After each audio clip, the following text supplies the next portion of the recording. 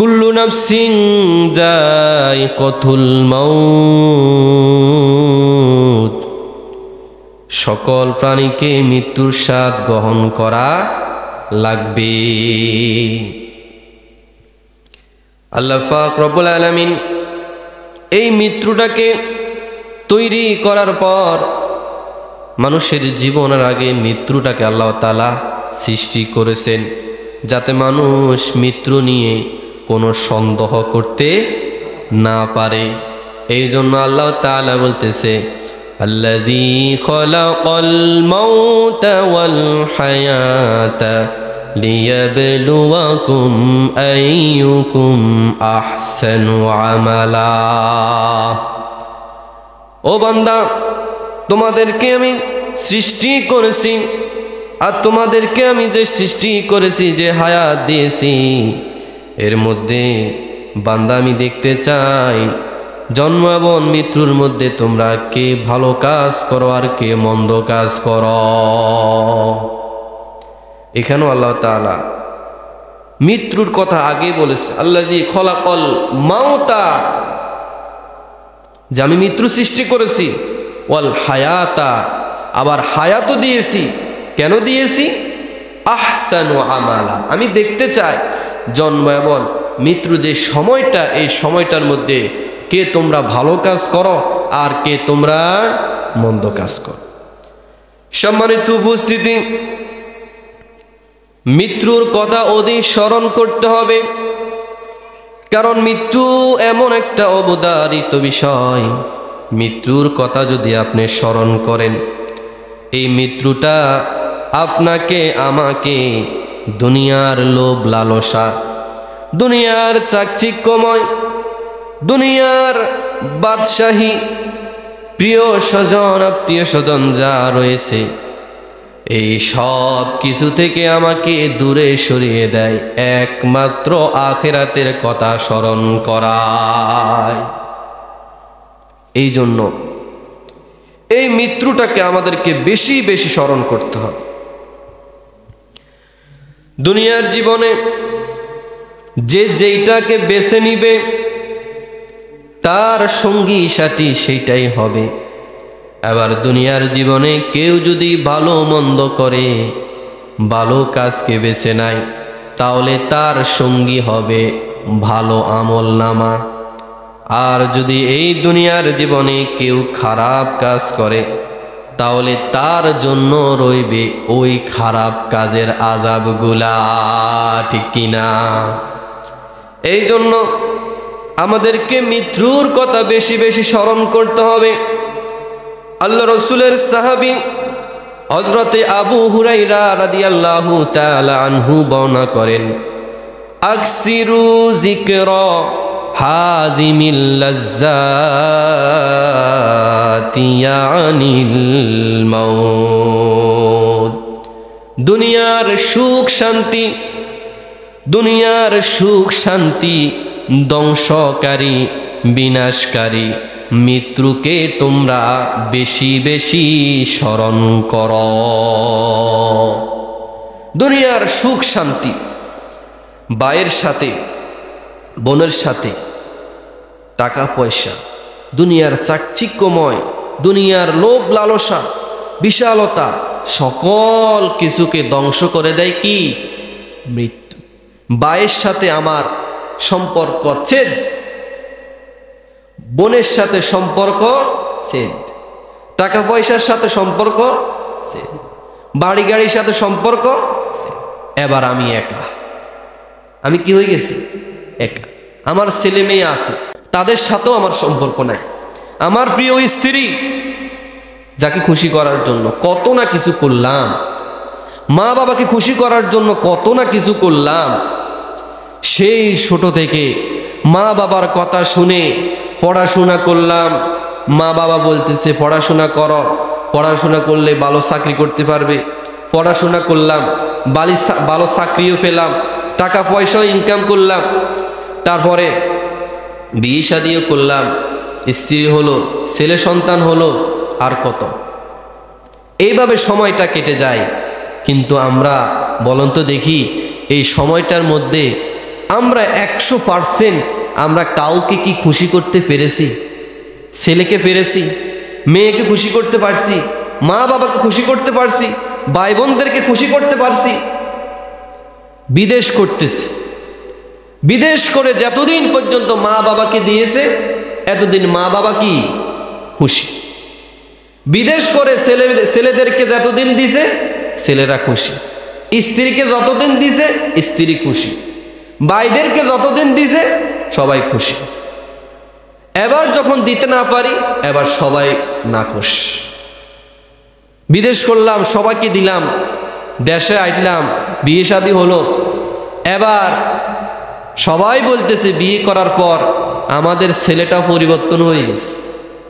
এখন আর সে তার মায়ের কথা শুনে না, বাবার কথা শুনে না, ভাই বোনদের দিকে তাকায় না, এখন তার বউ হইস, এরকম বলে না ভাই? তো দেখেন, দুনিয়াতে 100% আপনি কাউকে খুশি করতে পারবেন না, কিন্তু আপনি চাইলে মালিককে খুশি করতে পারবেন। সারাদিন পরিশ্রম করে ক্লান্তি হয়ে বাসায় আসার পর স্ত্রীও আপনার উপর খুশি হয় না, আপনার ছেলে সন্তানও আপনার উপরে খুশি হয় না, সারা জীবন তাদেরকে দিয়েছেন, তারা আপনার উপর খুশি না। কিন্তু রাত্রিবেলা যদি আপনি তাহাজ্জুদের নামাজে দাঁড়িয়ে আল্লাহর কাছে বলেন, এতেই আল্লাহ খুশি। সুবহানাল্লাহ। আল্লাহকে খুশি করতে কিন্তু বেশি কিছু লাগে না, শুধু চোখের পানি। রাত্রিবেলা নামাজে দাঁড়াই গেছেন, আপনার মনে কত কষ্ট আছে, দুনিয়ার মানুষের কাছে বলবেন, হয়তো বা একটু সান্ত্বনা দিবে, একটু বুঝ দিবে, বন্ধু বান্ধবের কাছে যাইবেন, তারা একটু বুঝাইবে, কিন্তু আপনার সমস্যার সমাধান কেউ করতে পারবে না। এই জন্য বলি, দুনিয়ার ডাক্তার, দুনিয়ার যারা কবিরাজ রয়েছে, তারা মানুষের যে উপরের যেই রোগ ব্যাধি রয়েছে, হাতে ব্যথা, পায়ে ব্যথা, মুখে ব্যথা, তার মাথার সমস্যা, তার পায়ে সমস্যা, তার কিডনিতে সমস্যা, তার লিভারে সমস্যা, তার শরীরের অঙ্গ প্রত্যঙ্গর মধ্যে সমস্যা, ডাক্তারে এই রোগগুলার নিরাময় করতে পারে, কিন্তু অন্তরের যেই রোগ, অন্তরের যেই ব্যথা রয়েছে, এই রোগের ওষুধ দুনিয়ার কোনো ডাক্তারে দিতে পারে না, ঠিক কিনা? এই রোগের ওষুধ একমাত্র আল্লাহর কাছে। যত দুঃখ, যত ব্যথা রয়েছে, সব কিছু একমাত্র আল্লাহকে বলেন। দুনিয়ার যত বিপদ আপদ রয়েছে, দুনিয়ার যত ক্লান্তি রয়েছে, এক নিমিষে আল্লাহ তাআলা সমাধা করে দিবেন। এই কারণে মনের যত জ্বালা, মনের যত দুঃখ কষ্ট, এগুলা মানুষের কাছে বলে মানুষের কাছে আপনি সাধারণ পাত্র হওয়ার কোনো প্রয়োজন নাই। কারণ দুনিয়ার এই মানুষের কাছে আপনি বলবেন, হেরা আপনার হলে হাসাহাসি করবে, কিন্তু আপনার সমস্যার কোনো সমাধান হবে না। কারণ কি? এই রোগের ওষুধ একমাত্র কার কাছে? আল্লাহর কাছে। আপনার মনে হাজারো কষ্ট, আপনার মনে হাজারো দুঃখ, কোরআন তেলাওয়াত করেন। এই কোরআন তেলাওয়াত করবেন, এই কোরআন তেলাওয়াতের, এই কোরআন তেলাওয়াত করার কারণে আপনার উপরে আল্লাহর রহমত নাজিল হবে, আপনার অন্তরটা ভালো লাগবে, আপনার অন্তরে প্রশান্তি ঢেলে দিবেন যিনি, তিনি কে? এই জন্য আমরা সব সময় দুঃখ কষ্ট থাকি না কেন, বিপদে থাকি না কেন, সব সময় একজনের কাছে চাইব, তিনি কে? সম্মানিত উপস্থিতি, এই জন্য বিশ্বনবী সাল্লাল্লাহু আলাইহি ওয়াসাল্লাম জানিয়ে দেন, আকসিরু যিকরা হাযিমিল লাজ্জাতি ইয়ানিল মাউত। তোমরা বেশি বেশি মৃত্যুর কথা স্মরণ করো, কারণ যেদিন মৃত্যু চলে আসবে, এই দুনিয়ার সুখ, দুনিয়ার স্বাচ্ছন্দ্য সকল কিছুকে ধ্বংস করে দিবেন। আনাস ইবনে মালিক রাদিয়াল্লাহু তাআলা আনহু বর্ণনা করতেছেন, আল কাইসু মান দানা নাফসাহু وعمل لما بعد الموت। প্রকৃত সচেতন ওই ব্যক্তি, প্রকৃত সচেতন ওই ব্যক্তি যে তার নফসকে নিয়ন্ত্রণ করে, যে তার নফসকে নিয়ন্ত্রণ করে। আজকে এখানে ওয়াজ হচ্ছে, এখানে আলোচনা হচ্ছে, আপনার নফস নামাজ পড়ার পরে আপনাকে মাথার মধ্যে দিছে দোকানে চলো, বাড়িতে চলো, বাজারে চলো, ওই জায়গায় চলো, সেই জায়গায় চলো, কিন্তু আপনি আপনার নফসকে কন্ট্রোল করে বলেছেন না, আজকে আমি এখানে যে তাফসির মাহফিল হয়, এখানে যে কোরআন থেকে আলোচনা হয়, আজকে আমি এখানে বসবো, এখানে আমি কোরআন থেকে আলোচনা শুনবো। এটাই হচ্ছে নফসকে কন্ট্রোল করা। আজকে আমরা নফসকে কন্ট্রোল করতে পারি না। মানে মনের ইচ্ছা, মনে বলতেছে বাড়িতে যাওয়ার জন্য, বাড়িতে চলে গেলাম, মনে বলতেছে বাজারে যাওয়ার জন্য, বাজারে চলে গেলাম। কিন্তু মন দেখবেন সব সময় যেই কাজে কোনো লাভে নাই, যেই কাজে গুনাহ, এইসব কাজের কথা দেখবেন মনে সবসময় বেশি আপনাকে বলবে যে এই কাজটা করো, ওই কাজটা করো। দেখবেন মনে সবসময় এগুলাই আপনাকে বলবে। তো আপনি যদি আপনার মনটাকে নিয়ন্ত্রণ করতে পারেন, আল্লাহ রাসূল বলছে ওই ব্যক্তি হচ্ছে সচেতন লোক, যে তার নফসকে নিয়ন্ত্রণ করতে পারে। আপনার নফস বলতেছে যে এখানে আসার দরকার নাই, এখানে ওয়াজ শোনার দরকার নাই, আপনি বলতেছেন না আমি এখানে বসে তাফসির শুনবো, এখানে বসে আলোচনা শুনবো, আমি নামাজ পড়বো, আল্লাহকে রাজি খুশি করাবো। এটা হচ্ছে আপনার নফসকে কন্ট্রোল করা। কিন্তু আজকে আমরা আমাদের নফসকে কন্ট্রোল করতে পারি না। আমাদের মনের ইচ্ছা, মনের খায়েশ যেইটাই আমাদের মাথায় আসে আমরা সেইটাই করি, ঠিক না ভাই? এখানে আমরা অনেকে নামাজ পড়ছি, তো নামাজের পরে বলে দিছি আচ্ছা আপনারা একটু বসেন, কিছুক্ষণ আলোচনা হবে। কিন্তু আমরা অনেকে চিন্তা করছি দূর কি এর আলোচনা, বাড়িতে যান দরকার, দোকানে চা খান দরকার, বাজারে যান দরকার, মানে অনেকগুলা চিন্তা মাথায় চলে আসছে যে সেখানে যাওয়া দরকার, সেখানে যাইতে হবে। এই চিন্তা ধারণা আমাদের মাথায় আমরা বসায় নিয়েছি, আমরা সেটাই করতেছি। কিন্তু আল্লাহর কোরআনের আলোচনা, আল্লাহর কোরআনের গুরুত্ব আমরা দিলাম। সম্মানিত উপস্থিতি, এত ওয়াজ হয়, এত আলোচনা হয়, কিন্তু আমরা হেদায়েত হই না। এটার কারণ হচ্ছে আপনি যে ওয়াজ শুনেন, আপনার দিলের কান দিয়ে আপনি ওয়াজটা শুনেন না। আপনি ওয়াজ শুনেন ঠিকই, কিন্তু আপনার মন ওয়াজে নাই। আপনি ওয়াজ শুনেন ঠিকই, আপনি চিন্তা করেন আমার বাড়িতে আমার কিছু কাজ রয়েছে, দোকানে কিছু কাজ রয়েছে, যদিও আপনি এখানে বসে আছেন কিন্তু আপনার মন এখানে নাই। এই জন্য হাজার হাজার ওয়াজ হয়, সিজনালি হাজার হাজার ওয়াজ হয়, কিন্তু আমাদের মধ্যে হেদায়েতের সিটা ফোটাও নাই। আপনি ওয়াজ মাহফিলে আসলে, আপনি ওয়াজ মাহফিলে আসলে হেদায়েতের নিয়তে আসতে হবে যে আমি ওয়াজ থেকে কিছু শিখব, এই শিখে আমি আমল করব। এদেরকে একটু পিছনে সরাই দেন, এই পিছনে দাও, পিছনে দাও। এই জন্য ভাই ওয়াজ আমরা হাজারো শুনি, কিন্তু আমাদের নিয়তে সমস্যা রয়েছে, আমাদের নিয়তে গন্ডগোল রয়েছে, আমাদের নিয়তটা সহি না। আল্লাহ রাসূল বলেন যে আপনার যদি নিয়তটা সহি না হয়, আপনার ওই সব আমল আল্লাহ কবুল করবে না। এই জন্য নিয়তকে খালেস করতে হবে যে আমি এই ওয়াজ মাহফিলে যাব, ওয়াজ শুনবো একমাত্র কাকে রাজি খুশি করার জন্য, আর এই ওয়াজ শুনবো এখান থেকে আমি কিছু নিয়ে যাব, কিছু নিয়ে গিয়ে আমি বাড়িতে আমল করব। আজকে আমরা যে আলোচনা করতেছি অধিক পরিমাণে মৃত্যুকে স্মরণ করতে হবে। মৃত্যুর স্মরণ আমাদের মাথায় নিয়ে আমরা বাড়িতে যদি যেতে পারি, তাহলে আজকে আমার এখানে ওয়াজ করাটা এমনকি আপনারা আশাটা সার্থক হয়েছে। নসেদ আপনারাও শুনছেন, আমিও বলছি, ওই আগের মতো চলতেছে, এইভাবে চলতেই থাকবে। সম্মানিত উপস্থিতি, আব্দুল্লাহ ইবনে ওমর রাদিয়াল্লাহু তাআলা আনহু বর্ণনা করেন, এক ব্যক্তি আল্লাহ রাসূল সাল্লাল্লাহু আলাইহি ওয়াসাল্লামকে এসে প্রশ্ন করতেছে, ইয়া রাসূলুল্লাহ, সবচাইতে বুদ্ধিমান এবং সবচাইতে চিন্তাশীল লোক কে?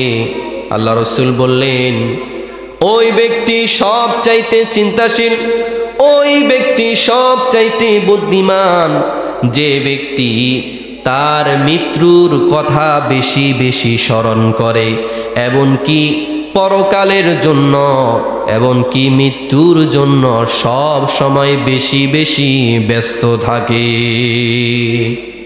সব সময় মৃত্যুর কথা চিন্তা করে, বেশি বেশি মৃত্যু নিয়ে চিন্তা করে, এমনকি মৃত্যু নিয়ে ব্যস্ত থাকে। চিন্তা করা হয় দুনিয়ায় কয়দিন থাকবো, আমার বাবাটা মারা গেছে, দাদাও মারা গেছে, বড় ভাইটাও চলে গেছে, ছোট ভাইটাও মারা গেছে। বলেন তো দেখি, যাওয়ার কি কোনো সিরিয়াল আছে? বড় ভাইয়ের আগে ছোট ভাই চলে গেছে, তারপরে দাদার আগে নাতি চলে গেছে, তারপরে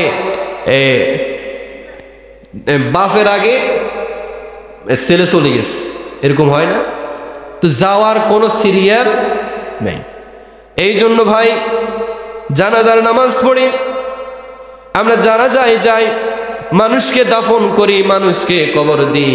এত এত মানুষ আমাদের হাত দিয়ে আমাদেরকে কবর দিলাম, আমাদের হাত দিয়ে তাদেরকে মাটি দিয়ে আসলাম, তাদের জন্য দোয়া করে আসলাম, কিন্তু তারপরও আমাদের অন্তরে যে আমরা মৃত্যুবরণ করব, এরকম কোনো ভয়, এরকম কোনো চিন্তা আমাদের মধ্যে নাই। আছে এরকম ভয় জাগে? এই যখন একজন মানুষ মরে, দেখবেন মুসল্লি বাড়ি যায়, জানাজার নামাজ পড়ার জন্য সকলে যায়, তারপরে মসজিদও কিছুদিন একটু মুসল্লি আসে, একটু চিন্তা চেতনা ভিতরে ঢুকে, কয়েকদিন পরে আবার আগের মতো ঠুস হয়ে গেছে, মানে ওনার মন থেকে ওই ভয়টা উড়ে গেছে।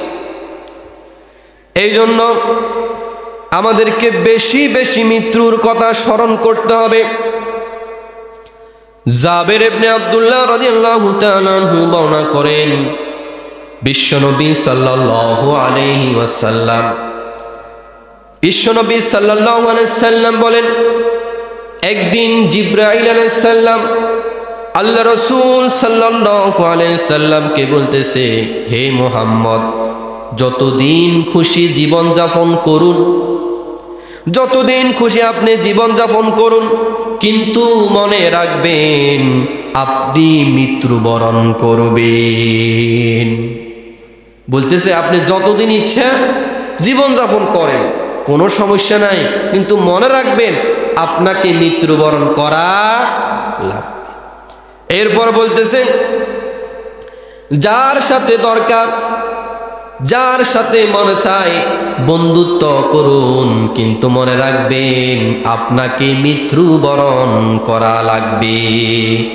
তাদেরকে ছেড়ে আপনাকে দুনিয়ার মায়া ত্যাগ করে তাদেরকে ছেড়ে কবরেই যেতে হবে একা একা। এই পর্যন্ত যত মানুষকে কবর দিছেন, ওই লোকদের সাথে কি কেউ কবরে গেছে? বলেন না গেছে? যারা কবর দিতে গেছে, যারা কবরে রাখছে, বাঁশ দিয়ে তাদেরকে দাফন করছে, তারা কি সেখানে রয়ে গেছে? তারা উঠে চলে আসছে না? তো এই জন্য আল্লাহ রাসূলকে বলতেছে, আল্লাহ রাসূল যতদিন চান মানুষের সাথে সম্পর্ক করেন, কিন্তু মনে রাখবেন আপনার সাথে কেউ যাবে না, সবাই আপনাকে রেখে তারা চলে যাবে, আপনি একাই পড়ে থাকবেন কবরে। তারপর বলতেছে, যত খুশি পারেন আমল করুন, নামাজ পড়েন, হজ করেন, যাকাত দেন, রোজা রাখেন, ভালো কাজগুলা করেন, মনে রাখবেন আপনার মৃত্যুর পরে এই আমলগুলাই আপনার সঙ্গী হবে। সুবহানাল্লাহ।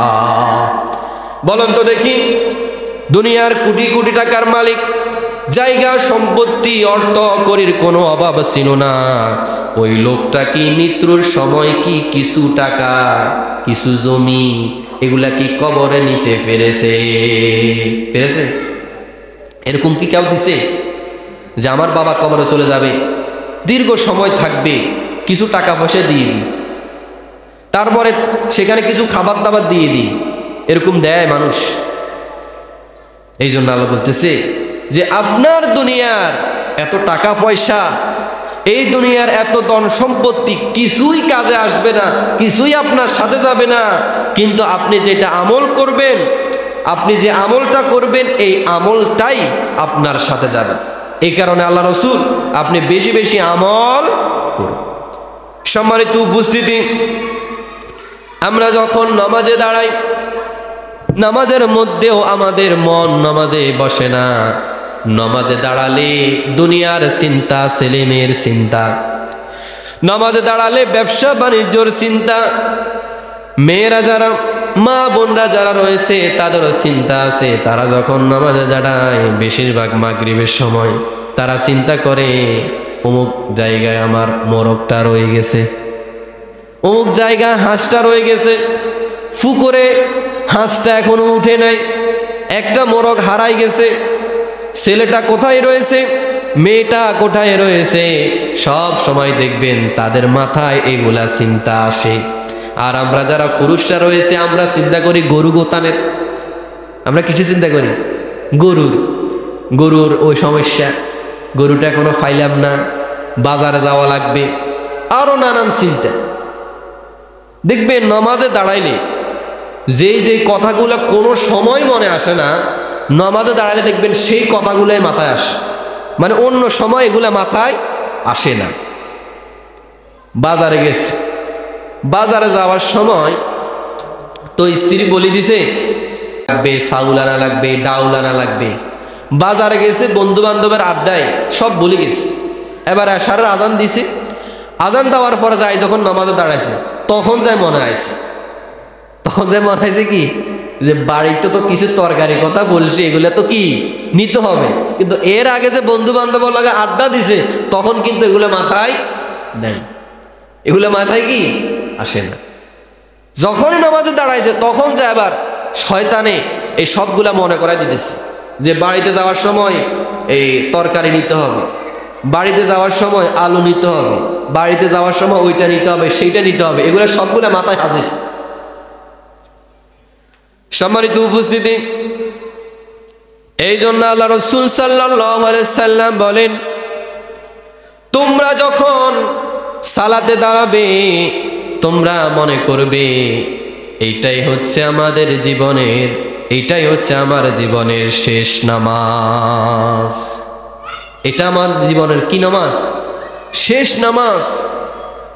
আল্লাহ রাসূল বলে দিয়েছেন, তোমরা যখন নামাজে দাঁড়াবে তখন তোমরা নামাজের মধ্যে মৃত্যুর কথা স্মরণ করো, আর যখন মৃত্যুর কথা তোমরা স্মরণ করবে তখন দেখবে তোমার সালাত সুন্দর হবে, দুনিয়ার চিন্তা চেতনা তোমার মাথায় থেকে চলে যাবে।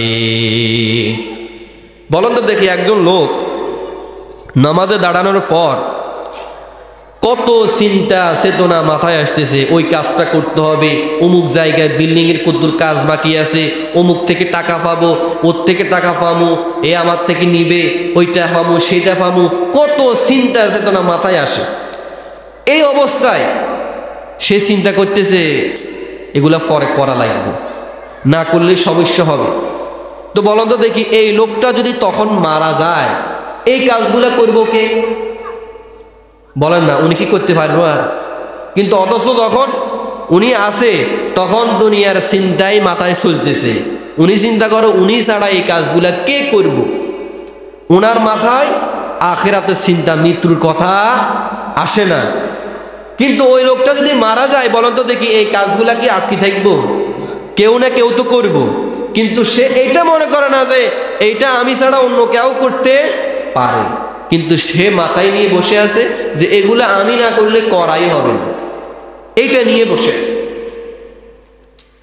সম্মানিত উপস্থিতি, আল্লাহ রাসূল সাল্লাল্লাহু আলাইহি সাল্লাম আরো বলেন, তুমি প্রত্যেক সেই কর্ম থেকে বিরত থাকো যেই কর্ম করার পর আল্লাহর কাছে তাওবা করা লাগবে।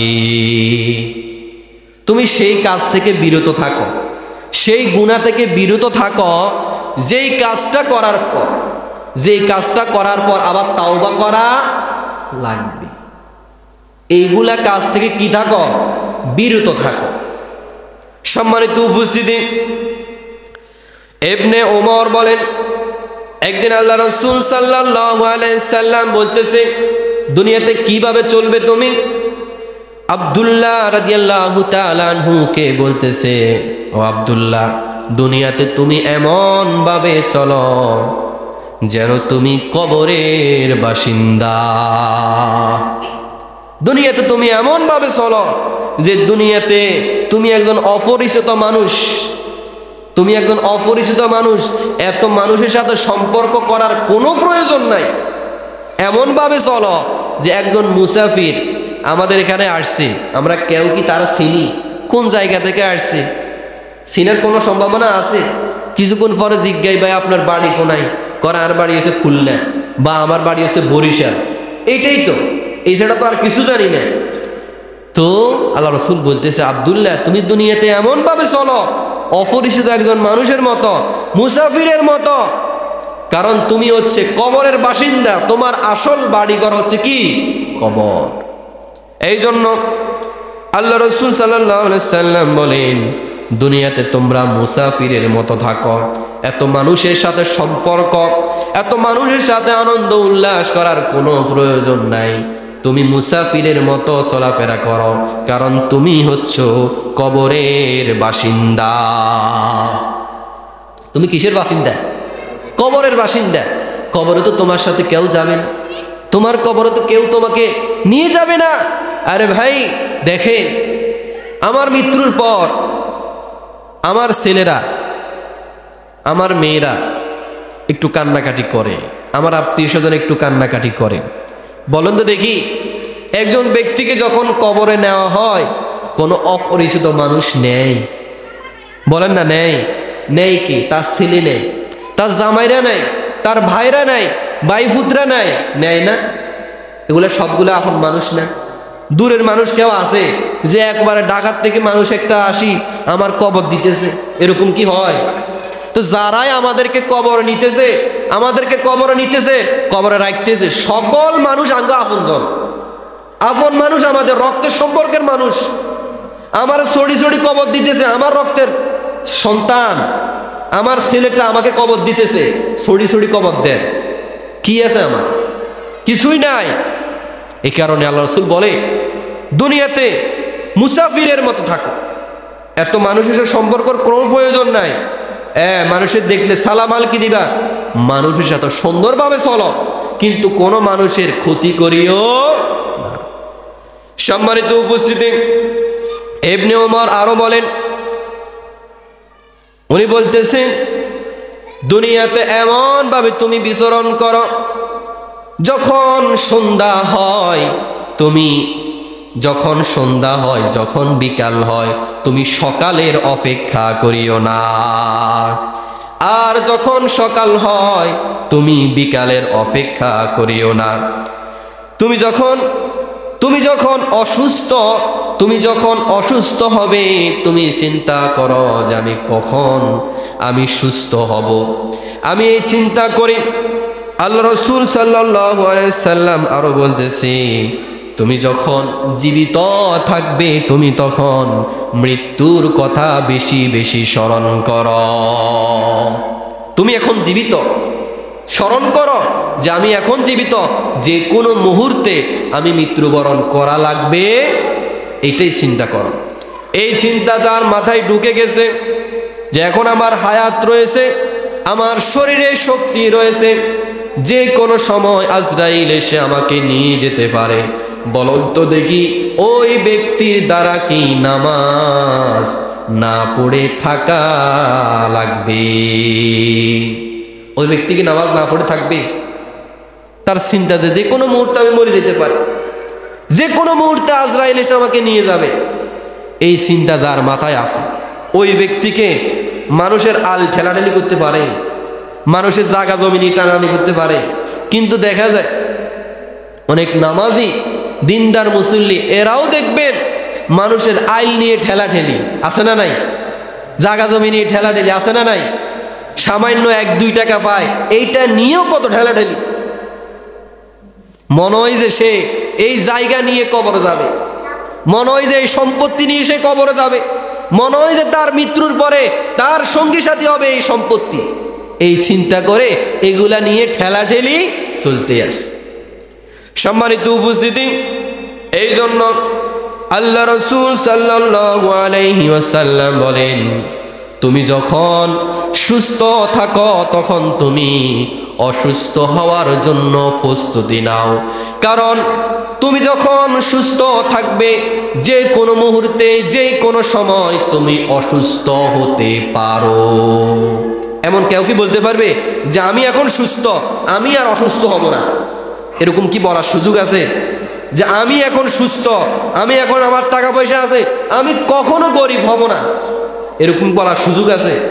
দেখবেন টাকা পয়সার মালিক, অট্টালিকার অভাব নাই, এখন ভিক্ষা করতেছে, টাকা পয়সা নাই, হাই উতাস করতেছে। আর এমন সময় কিছু মানুষ আমাদের সমাজে দরিদ্র অসহায়, যাদের বাপ মারা আমাদের বাড়িতে এসে কাজ কাম করি খেত, দেখবেন এদের ছেলে মেয়েরা এখন অট্টালিকা বানাইতেছে, টাকা পয়সার অভাব নাই, বিদেশে বাড়ি, ঢাকায় জায়গা, নারায়ণগঞ্জে জায়গা, অভাব নাই। আর তখনকার আমরা ছিলাম ভালো অবস্থা, এখন আমরা হয়েছি খারাপ অবস্থা, ঠিক না ভাই? তো সুস্থ এটা আল্লাহর নিয়ামত। আপনি যখন সুস্থ আছেন তখন মনে করেন যে কোনো সময় আমি অসুস্থ হব, আমি এখন জীবিত আছি, যে কোনো সময় আমি মৃত্যুবরণ করব। সম্মানিত উপস্থিতি, এই কারণে বেশি বেশি মৃত্যুর কথা স্মরণ করতে হবে। মৃত্যুর কথা যখন আমরা বেশি বেশি স্মরণ করব, আমরা সালাত যখন পড়ব আমাদের সালাতের মধ্যে অন্যদিকে মনোযোগ যাবে না। আমরা যখন মৃত্যুর কথা স্মরণ করব তখন দুনিয়ার অন্যায় অপরাধ আমার করতে মনে চাইবে না। আমি যখন মৃত্যুর কথা স্মরণ করব, দুনিয়ার লোভ লালসা চাকচিক্যময় দুনিয়ার বাদশাহী আমাকে আঁকড়ে ধরে রাখতে পারবে না। এ কারণে আমরা বেশি বেশি মৃত্যুর কথা স্মরণ করব। আখিরকার আমাদের সকলকে মৃত্যুর স্বাদ গ্রহণ করা লাগবে। সম্মানিত উপস্থিতি, এবার দেখবেন কিছু মানুষ যখন মৃত্যু বরণ করে, কিছু মানুষের মৃত্যুর সময় চোখ খোলা থাকে। আর যখন আমরা অনেক মানুষ এই দৃশ্যটা দেখি তখন আমরা চিন্তা করি যে এই লোকটা যে মৃত্যুবরণ করেছে, যে তার চোখ খোলা রয়েছে, এটা অশুভ লক্ষণ। নাউজুবিল্লাহ বলেন, বলি যে এটা অশুভ লক্ষণ। এই লোকটা মৃত্যুবরণ করার সময় এই লোকটার চোখ কি আছে? খোলা আছে, এটা ভালো না। এই লোকটা মনে হয় খারাপ, এই লোকটা বদমাইশ ছিল, নাফরমান ছিল, এই কারণে এই লোকটার চোখ কি? খোলা। অথচ আল্লাহ রাসূল বলতেছে যে এটা একটা স্বাভাবিক বিষয়। কি বিষয়? স্বাভাবিক বিষয়। উম্মে সালামা রাদিয়াল্লাহু তাআলা আনহু বর্ণনা করতেছেন, বিশ্বনবী সাল্লাল্লাহু আলাইহি সাল্লাম একদিন আবু সালামার মৃত্যুর পর আবু সালামার নিকট গেলেন। সেখানে যায় দেখতেছে আবু সালামা যখন মৃত্যুবরণ করেছে তখন তার চোখটা খোলা ছিল। আল্লাহ রাসূল সাল্লাল্লাহু আলাইহি সাল্লাম সেখানে যাওয়ার পর তার চোখটাকে সাথে সাথে তিনি নিভাই দিলেন। এরপর আল্লাহ রাসূল বলতেছে, নিশ্চয় যখন একজন মানুষের জান কবজ করা হয় তখন তার চোখ তাকে অনুসরণ করে। দেখবেন একজন লোক যখন মৃত্যুর সময় হয়, ওই লোকটা চারিদিকে তাকাতে থাকে, সে মানে একদম চোখ দিয়ে কোনো একটা ভয়ঙ্কর জিনিস দেখলে দেখবেন আমাদের চোখটা একদম খোলা হয়ে যায়। এরকম হয় না? যখন বাঘ ভাল্লুক বড় কোনো জিনিস দেখলে আমরা একদম হা হয়ে যায়, অবাক হয়ে যায় দেখি। তো ওই মৃত্যুর সময় আমরা তো দেখি না এই লোকটা কি দেখতেছে, কিন্তু সে দেখতেছে আজরাইল আসতেছে, ফেরেশতারা আসতেছে।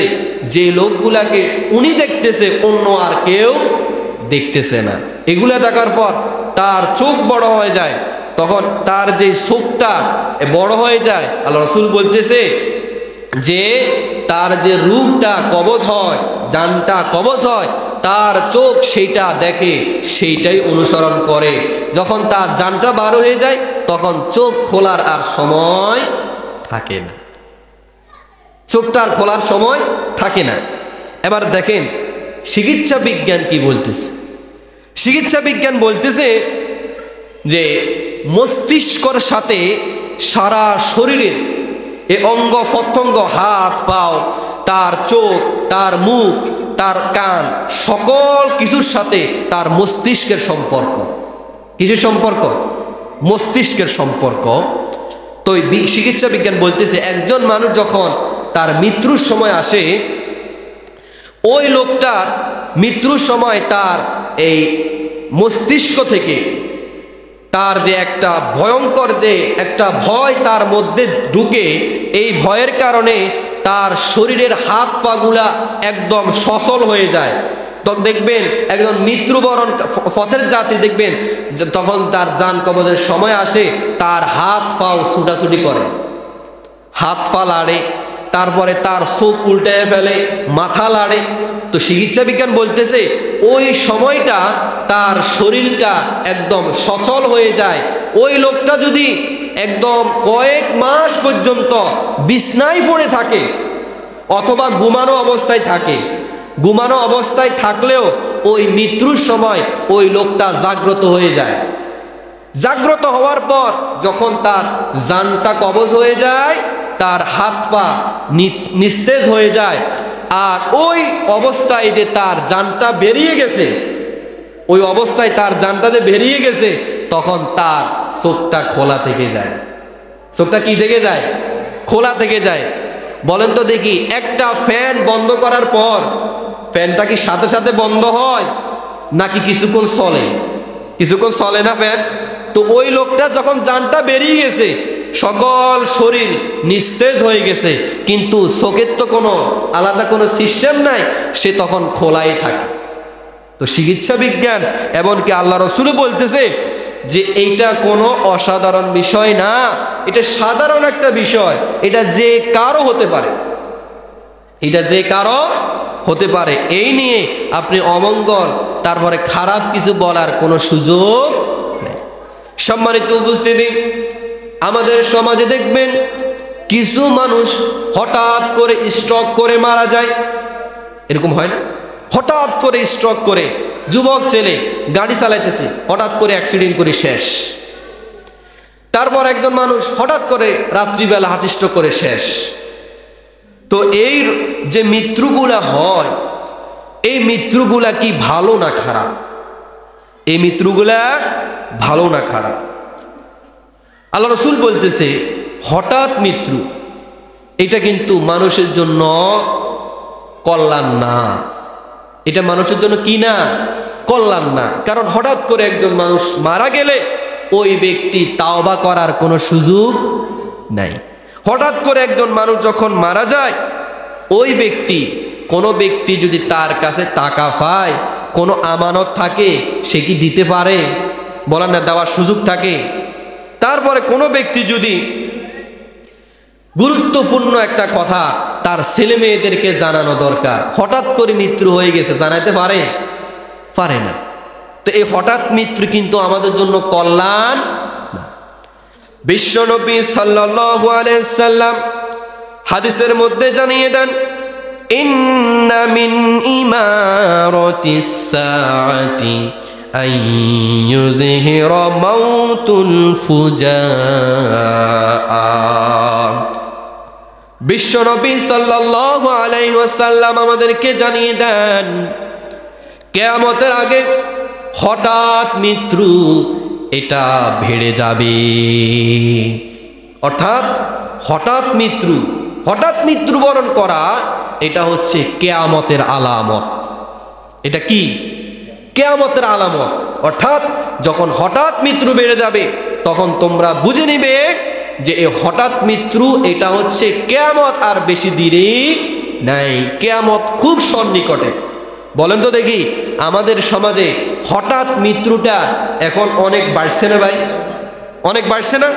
20 বছর আগে হঠাৎ মৃত্যু আর এখন দেখবেন ঘরে ঘরে মানুষ হার্ট স্ট্রোক করে মারা যায়, ব্রেন স্ট্রোক, তারপর হার্ট স্ট্রোক, এভাবে প্যারালাইসিস হয়ে, পঙ্গু হয়ে, হঠাৎ করে অ্যাক্সিডেন্ট করে মারা যাইতেছে। কিন্তু এই হঠাৎ মৃত্যু আমাদের জন্য কল্যাণ না।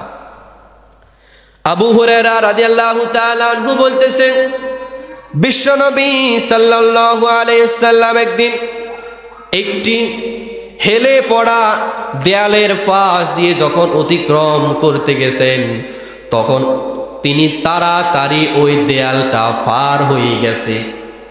এবার তাকে প্রশ্ন করা হলো, ইয়া রাসূলুল্লাহ, আপনি কেন তাড়াতাড়ি এই দেয়ালটা পার হলেন?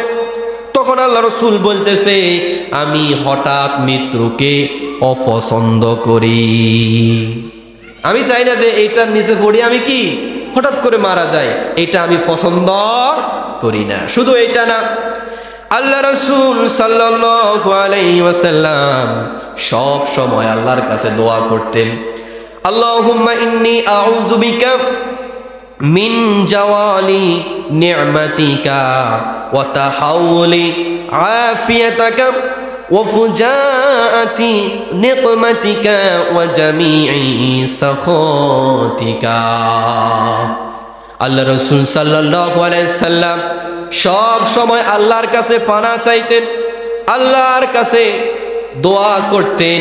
কি দোয়া করতেন আল্লাহ রাসূল বলতেন, হে আল্লাহ, আমি আপনার নিকট পানা চাই আপনার নেয়ামতের বিলুপ্তি থেকে। এক নম্বরে নেয়ামতের বিলুপ্তি থেকে আমি আপনার কাছে কি চাই? সাহায্য চাই, যেন নেয়ামতের বিলুপ্তি না ঘটে। এক নম্বর। দুই নম্বর, আল্লাহ রাসূল দোয়া করতেন, আল্লাহ রাসূল বলতেন যে আল্লাহ, আমি আপনার কাছে সুস্থতার পরিবর্তন থেকে পানা চাই। আমি এখন সুস্থ আছি, আমি চাই না যে এই সুস্থতা যেন কিছুক্ষণ স্থায়ী হয়, আমি চাই এটা যেন অনেক সময় পর্যন্ত স্থায়ী হয়, যেন আমি সাথে সাথে অসুস্থ না হয়ে যাই।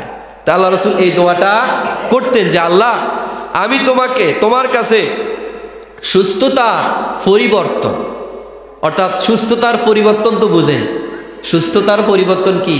অসুস্থতা, অর্থাৎ আমি অসুস্থ হতে চাই না।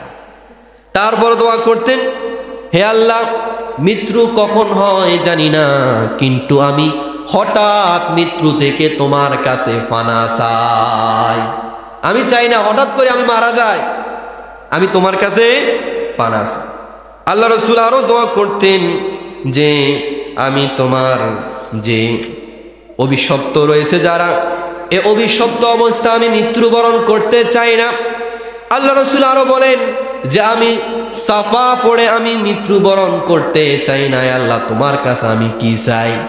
ফানা চাই।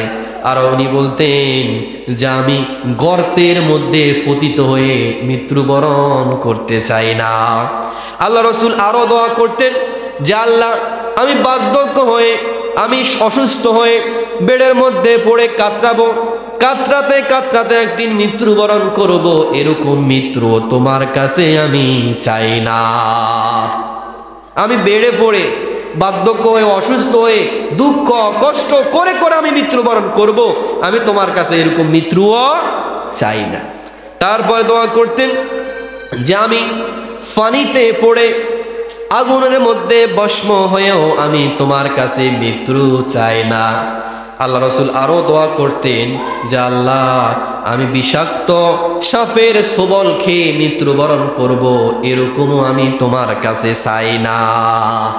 বলেন তো দেখি, এই দোয়াগুলো আমাদের শিখার দরকার আছে না? যে কোনো মুহূর্তে সাপ, বিচ্ছু, এমনকি আগুনে পড়ে পানিতে ডুবে, এরকম কি মৃত্যু হয় না? তো এই দোয়াগুলো আমরা কিন্তু চাইলে আল্লাহর কাছে কি করতে পারি। আপনি বাংলাতে করতে পারেন যে আল্লাহ, আমি চাই না আল্লাহ আপনি আমাকে আগুনে পুড়ে মৃত্যু দিবেন। হে আল্লাহ, আমি চাই না আপনি আমাকে পানিতে ডুবাইয়া মৃত্যু দিবেন। হে আল্লাহ, আমি চাই না যে বিষাক্ত সাপ আমাকে সবল দিবে, বিষাক্ত বিচ্ছু আমাকে সবল দিবে, এই সবলকে আমি মৃত্যুবরণ করব। আমি তোমার কাছে এই মৃত্যুগুলা থেকে কি চাই? পানা চাই। আপনি হঠাৎ করে আমাকে মৃত্যু দিবেন, আমি এটা চাই না। আমি চাই আমি আমল করে সুন্দর একটা দিনে, ভালো একটা সময় আমি যেন মৃত্যুবরণ করতে পারি, আর যেন তাওবা করে মৃত্যুবরণ করতে পারি। আমরা কিন্তু চাইলে আল্লাহর কাছে হাত তুলে এই দোয়াগুলা করতে পারি, কারণ আল্লাহ রাসূল এই দোয়াগুলা করতে। তারপরে শুন, ইবনে মাসউদ রাদিয়াল্লাহু তাআলা আনহু বলতেছেন, রাসূল সাল্লাল্লাহু আলাইহি সাল্লাম একদিন বলতেছে, আমি গাধার মতো মৃত্যুবরণ করাকে আমি পছন্দ করি না। গাধার মতো মৃত্যুবরণ করাকে আমি পছন্দ করি না। তাকে প্রশ্ন করা হলো, গাধার মতো মৃত্যুবরণ করা এটার মানে কি? তখন আল্লাহ রাসূল বলতেছে, হঠাৎ করে মৃত্যুবরণ করা এটা হচ্ছে গাধার মতো মৃত্যুবরণ করা। হঠাৎ করে মৃত্যুবরণ করা এটা হচ্ছে গাধার মৃত্যুর মতো। আমি এটা আল্লাহর কাছে চাই। সম্মানিত উপস্থিতি, অন্য কয়েকটা হাদিসে হঠাৎ মৃত্যুবরণ করাকে মুমিনদের জন্য প্রশান্তি বলা হয়েছে। মুমিন যারা, এদের জন্য হঠাৎ মৃত্যুবরণ করাকে প্রশান্তি, শান্তি বলা হয়েছে। অর্থাৎ একজন মুমিন ব্যক্তি, বিশ্বনবী সাল্লাল্লাহু আলাইহি সাল্লাম বলেন, মাউতুল ফুজাআতি রাহাতুন লিল মুমিনি ওয়া আখযাতু আসিফিন লিল কাফির। আল্লাহ রাসূল সাল্লাল্লাহু আলাইহি ওয়াসাল্লাম বলেন, হঠাৎ মৃত্যু করান ব্যক্তি যদি মুমিন হয় তার জন্য উপকার, আর যদি কাফের হয় তার কোনো উপকার নাই। হঠাৎ মৃত্যুবরণ করা, যদি হঠাৎ করে একজন মুমিন ব্যক্তি মৃত্যুবরণ করে তাহলে তার কোনো ক্ষতি নাই, কিন্তু যদি একজন কাফের মৃত্যুবরণ করে তার জন্য কি আছে? বলে না, ক্ষতি আছে না ভাই? এই জন্য আল্লাহ রাসূল সাল্লাল্লাহু আলাইহি ওয়াসাল্লাম বলেন যে হঠাৎ মৃত্যু এটা ঈমানদারের জন্য প্রশান্তি, এটা ঈমানদারের জন্য ভালো, কিন্তু যারা কাফের, যারা মুশরিক, এদের জন্য হঠাৎ মৃত্যু ভালো। একজন মুমিন ব্যক্তি সে যদি হঠাৎ করে মৃত্যুবরণ করে এটাও তার জন্য কল্যাণ, আর যদি দীর্ঘ সময় পর্যন্ত সুস্থ থেকে হায়াত পেয়ে আমল করে মৃত্যুবরণ করে এটাও তার জন্য ভালো। আবার একজন ঈমানদার ব্যক্তি সে যদি অসুস্থ হয়ে বিছনার মধ্যে কাতরাতেও মৃত্যুবরণ করে এতেও তার জন্য কি রয়েছে? কল্যাণ রয়েছে। আল্লাহ রাসূল বলতেছে, কোনো ঈমানদার ব্যক্তি যখন অসুস্থ হয়ে বিছনার মধ্যে কাতরাতে মৃত্যুবরণ করে এই জন্য তার জন্য সওয়াব রয়েছে। সুবহানাল্লাহ বলেন না? একজন ব্যক্তি অসুস্থ, এই অসুস্থতার কারণও তাকে কিন্তু সওয়াব দেওয়া হয়, তার গুনাহ ক্ষমা করা হয়। এই জন্য আমরা অসুস্থ হয়ে আমরা আল্লাহকে দোষ দিব না যে আল্লাহ তুমি আমাকে অসুস্থ দিতেছ, তুমি আমাকে কি দিতেছ? রোগ ব্যাধি দিয়ে আমাকে কষ্ট দিতেছ। দোয়া করবেন না, আল্লাহর উপর নাখুশ হবেন না, কারণ অসুস্থতা দিয়ে, বিপদ দিয়ে আল্লাহ আপনাকে কি করে? ক্ষমা করে। এই কারণে কোনো সময় আল্লাহকে এভাবে বলবেন না যে আল্লাহ আপনি কেন আমাকে কষ্ট দেন, এটা বলবেন না, কারণ এই অসুস্থতার কারণে আল্লাহ আপনাকে মাফ করে দেয়, আল্লাহ আপনাকে সওয়াব দেয়।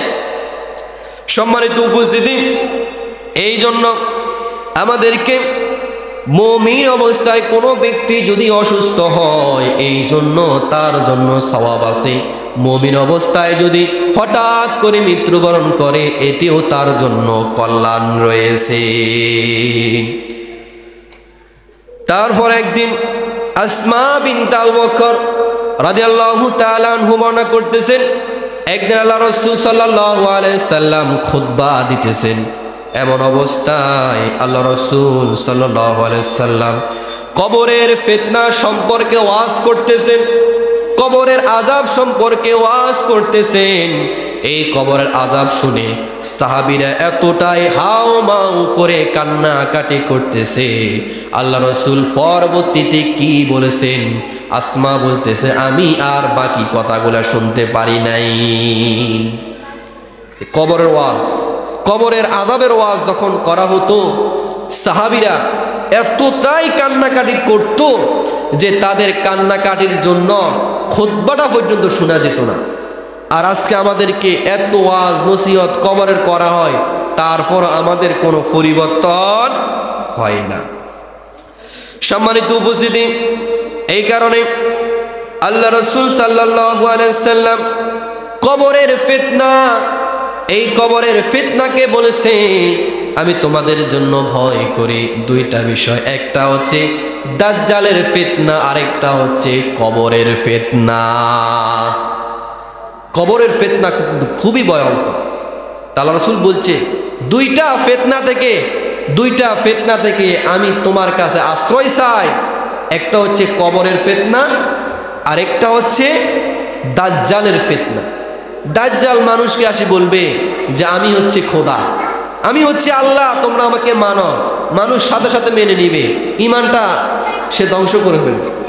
সম্মানিত উপস্থিতি, আজকে আমাদের সামনে এত ওয়াজ হয়, এত নসিহত হয়, এত বয়ান হয়, কিন্তু তারপর আমাদের দিলটা নরম হয় না।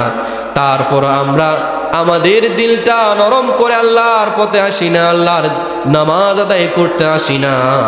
কিন্তু আল্লাহ রাসূল সাল্লাল্লাহু আলাইহি সাল্লামের একজন সাহাবী হযরতে ওসমান রাদিয়াল্লাহু তাআলা আনহু, ওনাকে প্রশ্ন করা হলো, ওনার দাস হানির আছে, আপনাকে যখন জান্নাতের ওয়াজ করা হয় আপনি কান্নাকাটি করেন না, জাহান্নামের ওয়াজ করা হয় আপনি কান্নাকাটি করেন না, কিন্তু যখন কবরের আযাবের কথা বলা হয়, কবরের আযাবের বয়ান করা হয়, তখন আপনি কেন কান্নাকাটি করেন?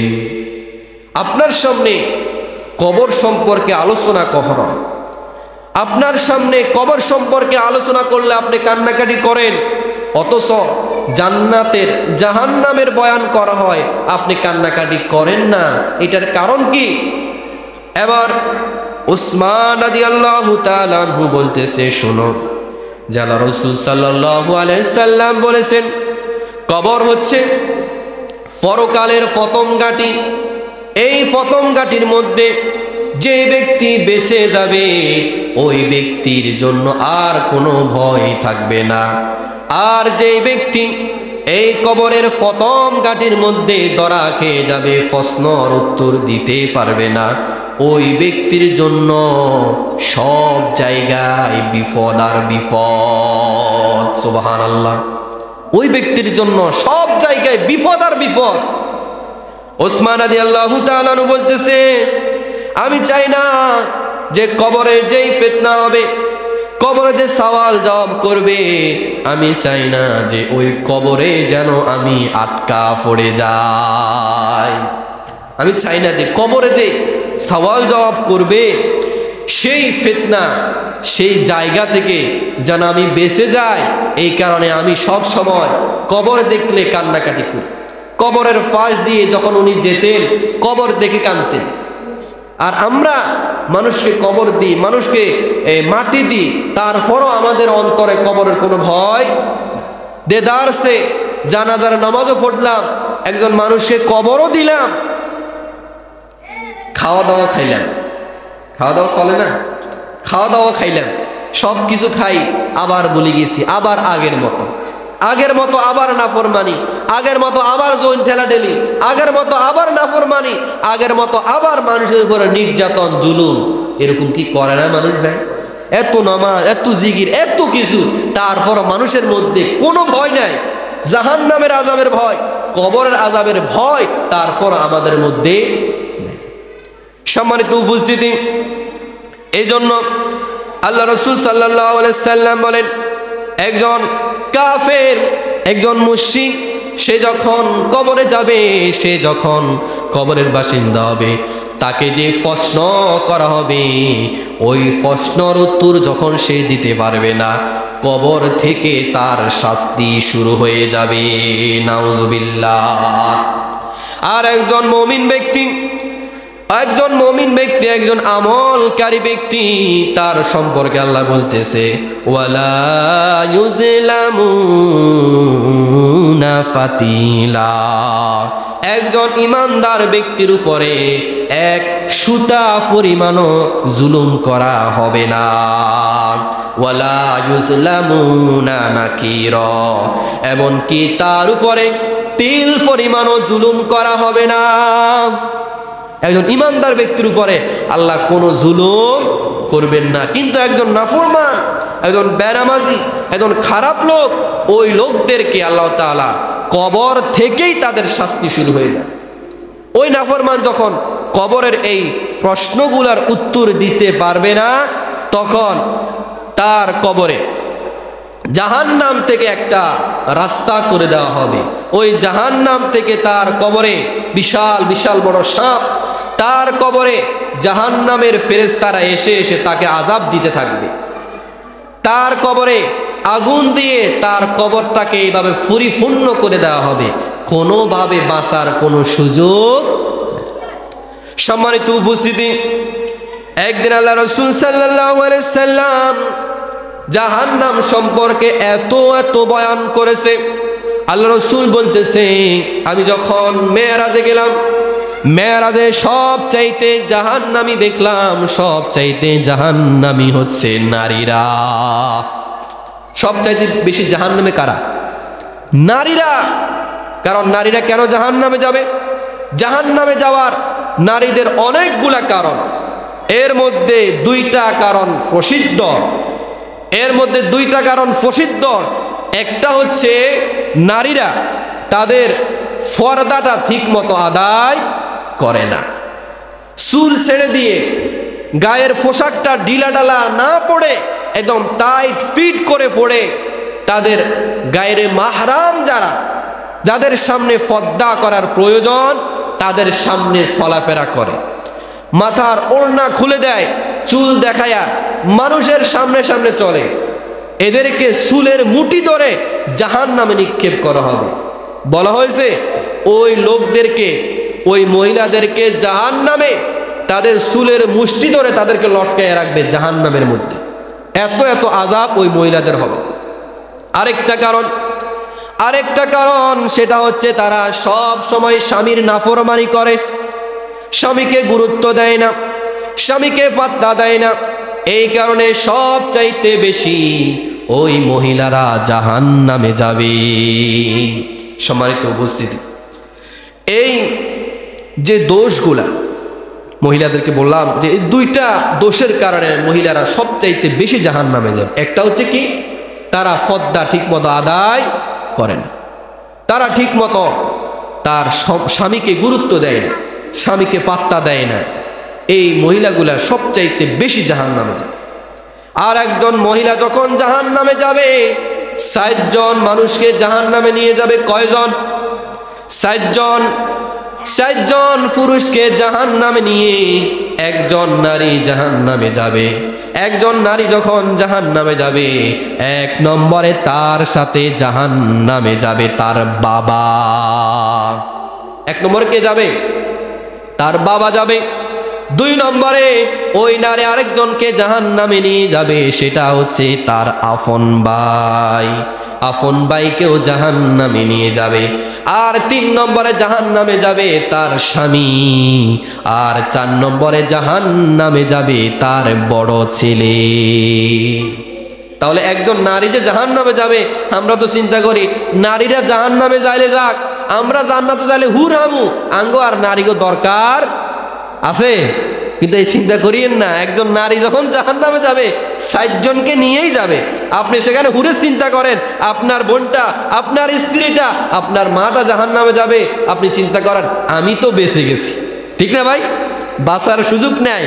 একজন নারী যখন জাহান্নামে যাবে 60 জনকে নিয়েই জাহান্নামে যাবে, বাঁচার কোনো রাস্তা নাই। এই কারণে আপনি একা একা আমল করে বুঝিয়েন না যে আমি তো আল্লাহওয়ালা। আপনার স্ত্রীটা পর্দা করে না, আপনার মেয়েটা পর্দা করে না, বউটা পর্দা করে না, আপনার মাটা পর্দা করে না, আর আপনি একদম হাজি সাহেব হয়ে, আপনি একদম প্রথম কাতারের মুসল্লি হয়ে বসে আছেন, কোনো লাভ নাই।